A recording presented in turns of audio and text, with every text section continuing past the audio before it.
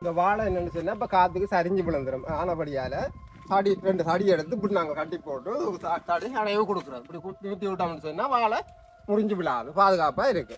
வணக்கம் சொந்தங்களே, இன்றைக்கு வந்து என்னன்னு சொன்னா இந்த வாழை செய்கை தொடர்பாக தான் பார்க்க போறோம். இன்றைக்கு ஒரு அழகான யாழ்ப்பாணம்னு சொல்ல தெரியும். உண்மையில யாழ்ப்பாணத்துல வலிகிழக்கு பிரதேசம்னு சொன்னா ஒரு அழகு இந்த இடமாக தான் காணப்படுது. அந்த ரீதியில இந்த இடங்கள் எல்லாமே தோட்ட இடங்கள், பச்சை பார்க்குற இடம் எல்லாமே பச்சை பசைன்னு சும்மா அந்த மாதிரி இருக்கும். சரி, அப்படியான இடத்துக்கு தான் உங்களை எல்லாரையும் கூட்டிக் கொண்டு, அதுலேயும் மிக முக்கியமான ஒரு ஆள் தான் இப்ப இந்த தோட்ட செய்கை, குறிப்பாக உங்களுக்கு வாழை செய்கை தொடர்பாக வந்து கதைக்க போறார். அழகர்ண்டா சும்மா இல்ல, அழகுக்கு பேர் அந்த சொல்லுவாங்க, அழகன்ற பேருக்கே முருகான்ற மாதிரி அப்படி ஒரு அழகு போயிருந்தா பத்மநாதன் அப்படித்தானே? ரைட், வணக்கம். அப்படி சும்மா இருக்கீங்களோ? சரி, நல்ல சுகமா இருக்கு. ரைட், அவர் நல்ல சுகமா இருக்கிறார். ரைட், இந்த சுகத்தோட அப்ப நாங்க ஆரம்பிப்போம். ரைட், நிச்சயமா உங்களுக்கு பொதுவா தெரியும். அப்ப கனகாலமா அப்ப நீங்க இந்த தோட்டம் செய்து கொண்டு வரீங்க. 15 வருஷத்துக்கு மேல. அப்ப உங்களுக்கு நான் சொல்ல வேண்டிய தேவையில்லை, அந்த அளவுக்கு எல்லாம் செய்வீர்கள். Right, okay, right. அப்படி இந்த வாழை செய்கை, இப்ப வாழை செய்யல பொதுவாக வந்து நாங்கள் இப்ப பாக்குற இடம் வந்து இதை சொல்லுவோம் கெவண்டிஸ் வாழை. இதுதான் வந்து கெவண்டிஸ் வாழை. இந்த கெவண்டிஸ் வாழை தென்னிலங்கையெல்லாம் கூடுதலா இந்த வாழையை வந்து சாப்பிடுவினோம். இருந்தாலும் அதுக்காண்டி எங்க தேசத்துல, அதாவது வடகிழக்கு பகுதியில சாப்பிடல நான் சொல்ல வரையில சாப்பிடணும். கூடுதலா தென்னிலங்கையில உள்ள மக்கள் தான் கூடுதலா சாப்பிடுறோம். இருந்த போது இந்த வாழை செய்கை எப்படி செய்யறது, இது என்ன, இதனூடாக எப்படியான அதாவது என்ன சொல்ற வருமானத்தை ஈட்டிக் கொள்றன்ற விஷயம் சம்பந்தமா தான் நாங்கள் இப்ப என்ன செய்ய போறோம் பார்க்க போறோம். ரைட், சொல்லுங்க, உங்களோட வாழை செய்கை எப்படி சரிங்க? ஆரம்பத்துல இருந்து நாங்க செய்யறோம் சொல்றோம். அதுதான் முக்கியமான சாமான். நாங்கள் வந்து 8 அடிக்கு ஒரு வாழை நடுறோம். 8 அடிக்கு ஒரு வாழை தாள் வந்து 1 அடி தாழ்வுல நட்டுறாங்க. நட்டு முடிஞ்சு நட்டு நாங்கள் ஒரு மாதம் வந்து முடிஞ்சு தடாருன்னா அதுக்கு ஒரு மாதத்துக்கு உட்படவே உரங்கள் போடுறாங்க. மாட்டு எரி இருக்குல்ல, எரிகளும் ஒவ்வொரு கடகம் ஒவ்வொரு அடிக்கு நாங்கள் போட்டு கொண்டு வரோம். மாட்டெருமா இல்ல மாட்டெரு கூட்டரு எல்லாம் சேர்ந்து போடுறீங்களா? எல்லாம் போடலாம், குழையும் தாக்கலாம். என்னன்னு சொன்னா நாங்கள் இப்ப இந்த குடி இருக்குல்ல, அதுக்கு பக்கத்துல அதர் வெட்டி அதுக்குள்ள நாங்கள் குழையும் தாக்கலாம். குளத்தை எருவோட குளை தாக்குறதுதான் இருக்கும்.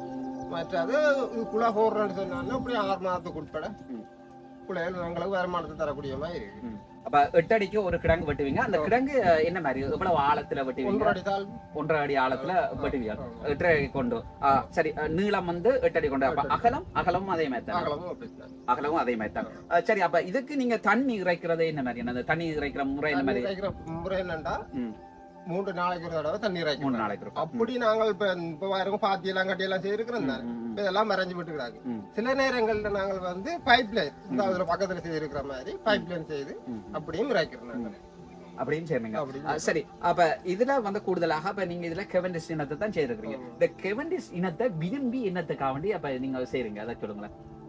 விரும்பி செய்யறதுன்னா வருமானம் கூடுதலா வரவேண்டா. மற்ற வாழையில விட இதுல குழைகள் போடுறோம் கூட. உதாரணத்துக்கு கதலி வாழை வந்து 6 மாதம் செல்லுதோடு சொன்னா இது 3 மாதத்துல போட்டுரும். இதுல வருமானங்கள் கூட. அதுதான் அதுக்கு அதை கருத்து கொண்டுதான் செய்யறோம். சரி, இது வந்து எவ்வளவு காலத்துல இந்த வாழை சொல்லிவினோம், வாழைன்னு சொல்லிக்க வாழை 6 மாதத்துல உங்களுக்கு பிரியோசனம் தரும்னு சொல்லிவினோம். இந்த கெவண்டிஸை பொறுத்தவரையில இது எத்தனை மாதத்துல உங்களுக்கு பிரியோசனம் தரக்கூடிய மாதிரி இருக்கும்? எங்களுக்கு 6 மாதத்துக்குள்ள. 6 மாதம். இந்த வாழை இனமே எல்லாமே 6 மாதம் தான். சரி, ஒரு குலை வந்து சாதாரணமா, அதாவது உங்களோட தோட்டத்துல, இந்த தோட்டத்துல ஒரு குலை சாதாரணமா எத்தனை கிலோ வரும்? முதல் நாங்கள் நட்டு முடி அந்த குலை போடுறது அது வந்து 30 கிலோ இருக்கும்னு சொன்னா, அடுத்த குட்டி கொலைக்கிறது அளவு இந்த இதுல வந்து எங்களுக்கு 40-45 கிலோ அப்படியே குலைகள் இருக்கு. அப்படியே காலப்போக்குல போய் கொண்டிருக்கேன். 2 வருஷம் 3 வருஷம் போய் கொண்டிருக்கேன். 20 கிலோ 18 கிலோ அப்படி குறைஞ்சு கொண்டுதான் போகும். அதுக்கு நாங்கள் என்ன செய்யறோம்னா சடாரண்டு இந்த குட்டிகள் வந்து இப்ப 2-3 குட்டியாக விடுறது. விட்டோம்னு சொன்னா மற்றெல்லாம் கிளப்பி எடுத்துருவோம். 2 குட்டி விடுறா 3 குட்டி விடுறா? 3 குட்டி. இப்ப வாழையோட சேர்த்து 2 குட்டி. இப்ப பக்கத்துல பாருங்க இந்த வாழை இருக்குன்னு சொன்னா இதுக்கு துணை குட்டியா ஒன்று நிக்கும் பக்கத்துல. தெரியும், அப்படி விட்டுத்தான் வேலை செய்யறாங்க. அப்படி இருந்தேக்கல அந்த வாழையின் வளர்ச்சியும் கூட அது போடுற குலையும் வந்து வீரியமான குலை போட முடியுங்களா? அதே ரீதியில இலாக்குட்டி சொல்லி வரும். பாருங்க, இதுதான் இலாக்குட்டி. இலாக்குட்டி சொன்னா சின்ன வரைக்கு குட்டியில வரும். அப்ப அந்த கூர்குட்டி சொல்றது வந்து இப்படி. இதுதான் இந்த குட்டியால் தான் தாக்கமா குழப்பம். அப்ப தாக்கமாட்டா இதான் நல்ல மூச்சா போடும். நாங்கள் இருப்போம் 2ஆவது குட்டி. இதுல தான் நாங்க அதை வெட்டி இதுல தான் இதுல நீங்க சரி, அப்ப இதுல குட்டி இருக்குண்டா அப்ப எவ்வளவு தூரத்துல நீங்க கிடங்கு வெட்டணும்? நான் இதெல்லாம் ஒரு 1.5 அடிக்கு மேல வெட்டலாம், 1 அடிக்கு மேல வெட்டலாம். என்னடா வாகனம் எரிக்கி வெட்டினா மட்டும் இந்த வாழை சரிக்கப்பா. அப்படி ஒரு பிரச்சனை. வாழை சரிஞ்சா பேருந்து பிரியோசனம் இல்லாம ஆப்படும். மற்ற எரு போடுறோன்னு சொன்னா நாங்கள் கிடங்கு வெட்ட தேவை. இப்ப குளியல் தாக்குறோம்னா கிடங்கு வெட்டி தாக்குறோம். மற்றபடி நாங்கள் இந்த வட்டை குட்டி இருக்கு பாருங்க, இவங்க பக்கத்துல தங்கால இருக்கிறனால அங்கே போட்டுக்கிறாரு. அப்படித்தான் எரு போட்டு அப்படித்தான் பராமரிச்சு வரீங்க. சரி, அதாவது இந்த வாழையின் ஏற்றுமதியில வாழையின் விலை பெறுமதி என்ன மாதிரியான இருக்கு? விலை என்னன்னு சொன்னா மழை காலங்கள்ல வாழையில் முறிந்த முறை வாழையில் முறிஞ்சு போகுது. இப்ப எல்லாம் பட்டியெல்லாம் அப்புறம் பண்ணிட்டேன். அப்ப மழை இல்லாத காலங்கள்ல விலை கூட. உதாரணத்துக்கு மழை இல்லாத காலங்கள்ல 150 200 போகும். மழை தொடங்கிட்டு சொன்னா இப்ப எல்லாம் உதாரணம் சொல்ல வழிட்டா 35 ரூபா 40 ரூபா போய் கொண்டு இருக்கு. அப்படி ஒரு விலைகள் வந்து கூடி குறைகிற காரணம் தான் இதுதான். வெயில் காலத்துல விலை கூட, மழை காலத்துல குறைவா இருக்கு. அப்ப என்னத்துக்காண்டி வாழை இந்த அதாவது அந்த குலையல் வந்து கூடுதலா போடுறதால விலை குறைவா இல்லாட்டி என்ன பிரச்சனை இருக்கு? மழைக்கு வலை முறிஞ்சு விழுகிறாரு, அப்படி ஒரு பிரச்சனை கிடையாது. மற்றது மழை காலத்துல விரும்பி பழங்கள் சாப்பிடுறது குறைவுதான். அதால வெயில் காலத்துல அந்த வெக்க எண்ணெய்க்குள்ள கூடுதலா பழம் சாப்பிடணும், அதால விலையும் கூடமா இருக்கு. சரி, இப்ப மற்ற வாழையில மற்ற இனங்களுக்கு இருக்கிற விலையை விட அப்ப இதுன்ற விலை கூடவா இருக்குதா குறைவா இருக்குதா? அது ஒரு காலப்பகுதியில விலையா இருக்கும், ஒரு காலப்பகுதியில விலை குறையும். என்னன்னா இப்ப காதலி வாழைக்குள்ள வந்து 30 ரூபா போகுதுன்னு சொன்னா இப்ப இது 25 ரூபா போய்கொண்டு. சரி, இப்ப கொஞ்சம் வலிவா தான் போய்கொண்டு. அப்ப இன்னும் 4 இந்த மாத முடிவு கட்டத்துல வாழை இது 60 70 80 அப்படி கூடி கொண்டு தான் போகும். இந்த மாதிரி சூறாவளியை குறைஞ்சதுல எங்களுக்கு ஒரு 3 லட்சம் ரூபாய் பெறுமதியான வாழையை மாட்டுக்கு இல்ல பிஞ்சு குளியல், இப்படி முத்தா குளியல் எல்லாம் முடியுது. முத்தலன்னு சொன்னா வெட்டி எதுவும் செய்யலாம். இப்ப இதெல்லாம் வெட்டி அதன் வழியா தான் வெட்டி தாட்டு கிடாக்கு, இந்த சனங்கள் கொண்டு மாட்டுகள் காட்டுகள் கொண்டு போய் கிடாக்கு. இப்படி நியாயமான சேதம் என்னன்னு சொன்னா வட்டோட அடியோட கிளப்பி முழுகிற அளவு அப்படியே போட்டு மற்ற இடையில தளத்தோட முறிஞ்சுக்கிறாங்க. இப்படி எல்லாம் சரியான சேதம். அண்ணாலும் எவ்வளவு 3 லட்சம் ரூபாய் 3 லட்சம் ரூபாய்க்கு மேலடான்னு சொல்லணும். நான் குறிப்பா சொல்றேன்னா 3 லட்சம் ரூபாய் செலவழி சொல்லுவோம். உதாரணத்துக்கு நாங்கள் போன வருஷத்துக்கு எங்களுக்கு பாதிப்பு ஏற்பட்டதை விட இந்த வருஷம் டபுள் மேடாங்க. என்னன்னு சொன்னா போன வருஷம் 100 வாழைன்னு சொன்னா இந்த முறை 200 ரூபா. அந்த அளவுக்கு காத்து மழை. சரி, அப்படின்னு சொன்னால அப்ப இதுல வந்து நிறைய அழிவுகள் வந்திருக்குன்னு சொல்றீங்க. அப்ப தொடர்ச்சி ஆதாரம் ஒவ்வொரு வருஷம் வரும், ஆனா இந்த வருஷம் இன்னும் கூட வந்திருக்குன்னு சொல்றீங்க. சரி, இந்த அழிவு வாரதால இந்த தொடர்ச்சி அவங்களோட இந்த விவசாயத்தை செய்யக்கூடிய மாதிரி இருக்குமா, இல்லாட்டி அரசாங்கம் ஏதாவது நட்டஈடு தருதா, அது என்ன மாதிரி? என்ன அரசாங்கம் நஷ்டன்றது இந்த வருஷம் ஒன்றும் செய்ய இல்லை. மற்றபடி நாங்கள் அழிவுதான் வந்துட்டோம்னு நாங்கள் இதை கைவிட போறோம் இல்லை. தொழிலே இதுதான், நிரந்தர தொழிலே இதான். இன்றைக்கு உதாரணத்துக்கு நான் ஒரு எங்களை பொத்தி இருக்கிறார், அவற்றை தகப்பன் பாட்டியில முழு பேர் காலங்காலமா இந்த தொழிலாம் செய்து கொண்டு வராங்க. அதால வந்து நாங்கள் இன்றைக்கு இந்த பீட்ரூட் நட்டு நாங்கள் 3.5 லட்சம் ரூபாய் நட்டப்பட்டு கொண்டாங்க. திருப்பி இன்னும் 3.5 லட்சம் ரூபாய் செலவழிச்சு தான் நேற்று தான் நட்டு முடிச்சிருக்கோம். அப்ப அழிஞ்சிட்டேன்னு சொல்லி நாங்கள் அப்படியே கைவிடவும் மேலாது. அதே மாதிரி வாழை அழிஞ்சாலும் அப்படித்தான். இது அழிவு பண்ணிட்டா அடுத்த கட்டம் இல்லாட்டி எல்லாமே அப்படியே படுத்துறோம்னு சொல்லுவாங்களே. நிச்சயமாக அது ஒரு பெரிய ஒரு துயரமான சம்பவம். ஆனால் அந்த இழப்புல இருந்து நாங்கள் எப்பவுமே மீள, ஏன்டா எங்கட இனமும் அப்படித்தான். நாங்கள் எல்லாம் இழந்தது ஏராளம், ஆனா அந்த இழப்புல இருந்து நாங்கள் மீண்டதால இன்றைக்கு ஏதோ ஒரு வகையில எங்கட மக்கள் வாழ்ந்து கொண்டிருக்கோம் இல்லையா?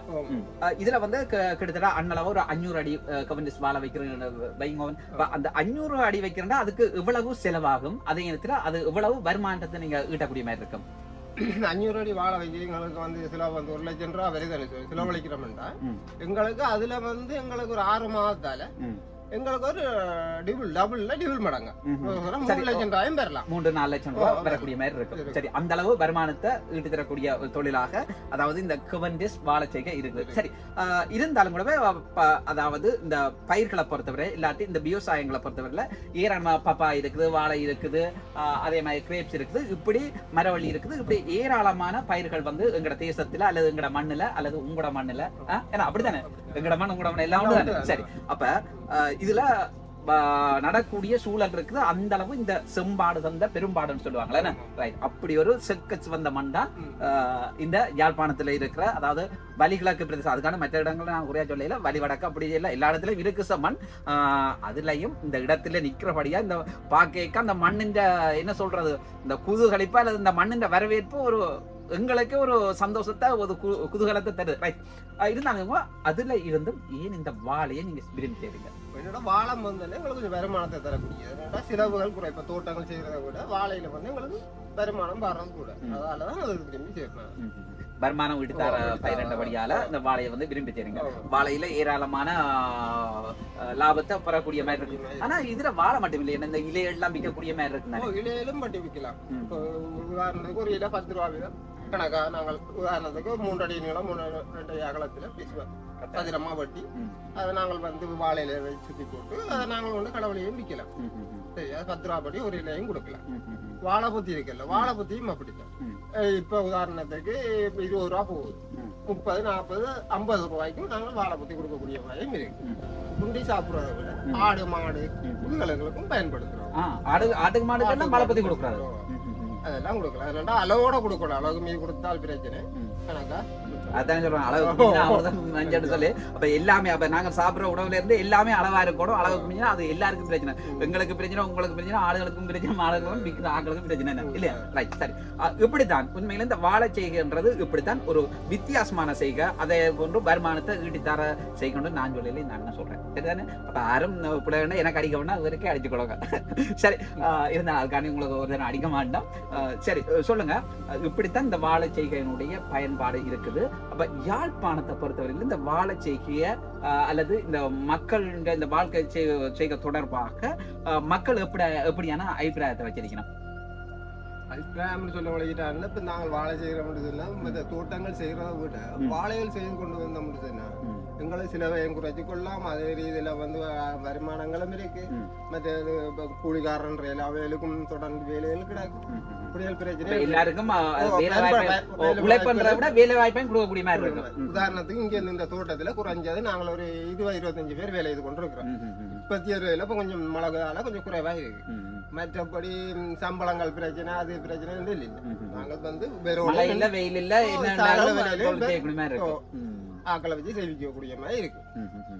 இப்ப வாழைகள் மழை நேரங்கள்ல எல்லாம் இந்த வாழை சருகுகள் வெட்டலாம், இந்த கிடங்கள் வெட்டி தாக்கலாம், இந்த சருகுகள் எல்லாம் வெட்டி தாட்டு கொண்டு வர்றோம். இப்படி ஏராளமான பயன்களை பெறக்கூடிய மாதிரி இருக்கு. அதே இடத்துல தொழிலாளர்களுக்கும் வேலை செய்யற தொழிலாளர்களுக்கும் ஒரு வேலை வாய்ப்பை கொடுத்து அவர்களுடைய வாழ்வாதாரத்தை நிச்சயமாக நிறைவேற்றக்கூடிய மாதிரி அல்லது அவர்களுக்கு ஒரு முக்கியமான ஒரு வருமானத்தை ஈட்டக்கூடிய ஒரு தொழிலாக விவசாயம் இருக்கிறது. அதிலும் குறிப்பாக இந்த வாழை செய்கை இருக்கு. சரி, இந்த வாழை செய்கை பொறுத்தவரையிலே அண்ணன் வந்து இந்த வாழை எப்படி நடுறது, அதுக்கு என்ன செய்யணும், அதுக்கு உரம் எப்படி போடுறது, அடுத்ததாக இதன் ஏற்றுமதி என்ன மாதிரி, அதே மாதிரி இதுக்கு என்னென்ன தேவை, எப்படியான வருமானத்தை ஈட்டிக்கொள்ள இந்த முப்பரிமாணமாக, அதாவது சகல விஷயத்திலும் இதுல என்னென்ன ஒரு விஷயம் அடங்கணுமோ அத்தனை விஷயங்களையும் மிக தெளிவாகவும் அழகாகவும் வடிவா எல்லாருக்குமே சொல்லி இருக்கிறார்.